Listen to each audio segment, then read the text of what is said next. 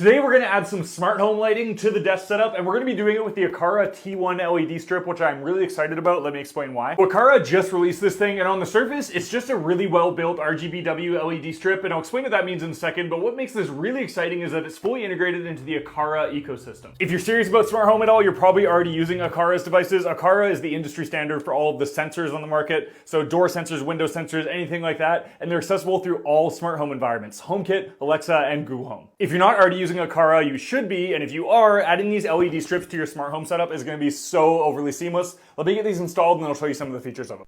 So we're going to be installing these things along the back side of the desk here to try to make like a back glow type effect. We're going to be using the built-in adhesive that comes on the strips just for a really easy install. These things just stuck right on there. This thing literally took 15 seconds to get on. We just snip it off on the end when we're done, and oh my god, look how well this turned out. I am so hyped on how this thing looks. Let's talk a little bit about the strip. So like I said, it is an ARGB strip, which means each individual LED can be controlled and lit up, which means a bunch of cool effects. You could all control it in the Aqara app, and it's really easy to set up and navigate. On top of being addressable, it's also an RGBW strip. This is a really big deal. It means you control the shade of white that the light is, whether you want it cooler or warmer. This is a really big deal if you want it in your home and you want it to match the other shades of lighting. It is also, of course, HomeKit compatible. Hey Siri, turn off the desk lighting.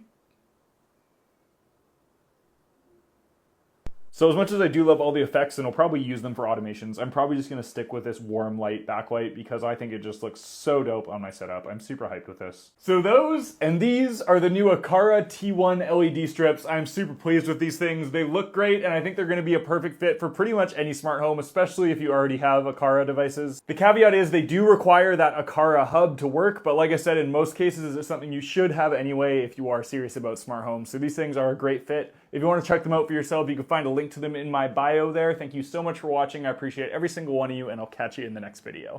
You guys seem to really like this thing, so this is a rapid fire Q&A of all the questions I got on the Aqara FP2. If you didn't see that last video, the Aqara FP2 is a new smart home sensor that can track you exactly where you are in any room at all times. This is really useful for automations and other smart home things. If you didn't see that last video, click that comment first. It explains the features of this thing pretty well. Now let's get into the Q&A. Most popular question by far is how secure is this thing? A lot of people are worried about their data getting sold, which is fair enough. So if you're using Apple HomeKit or Aqara's native app, all of the automations and data from this thing is 100% localized on your network. Even though it connects via Wi-Fi, it doesn't mean it connects to the internet. Even if you unplug your internet, this thing will still work and totally automate fine. It doesn't require to be connected to the internet to work. If you are using Alexa or Google Home, that does expose all your smart home devices to the internet, so that's not the case for those. But yeah, this thing is pretty secure on paper at least. Question number 2 is, how does this thing actually track you? A lot of people thought it was following my phone around the room. So this uses something called millimeter wave, which is very, very similar to radar, where it sends out a bunch of waves. Those waves then bounce off and it detects how long it takes them to do that, and it can then build a map of exactly where things are.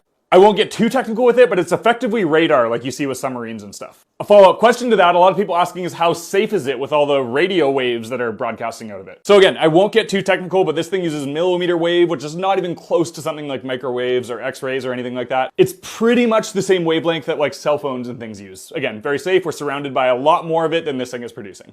Next question is, can it track more than one person at a time? Yes, it can track up to 5. Pretty simple. A lot of people were also wondering if you could do a heat map of your house of where you've been at what times. You can't do that natively, but they do have this little graph here that shows your presence within a given time frame. However, keep in mind, all this data is totally available for you to use because you own it. Chances are people are going to build plugins and extensions to model these things, but it's not available natively yet. Similar question to that, people are asking if pets are going to set this thing off. Short answer, no. I haven't had my dog cause any troubles. You could dial in the sensitivity options to fit your environment perfectly, whether you have pets or like a fan in the environment or anything like that that might be causing it to set off. You can adjust these things and it dials in really, really well. Next up is how big of a room can it support, and this one is a really big deal. I think it's up to 500 square feet. That's as big as some apartments. This means for even a huge space, you only need to buy one of these sensors to get full coverage. This is really cool. Another one I got a lot is a lot of people asking if this will work with insert smart home device here. A common one is will this thing work with Philips Hue? Long story short, yes, it will. This thing is just a standalone sensor that will connect and link up to pretty much any smart home setup, whether it's Apple HomeKit, Amazon Alexa, or Google Home. Once this sensor is in your smart home setup, you can use it to control any other device in that setup. So if you have your Philips Hue bulbs in Amazon Alexa and you add this thing to Amazon Alexa, it's now fully integrated with that device, and that goes for any other smart home device you might have.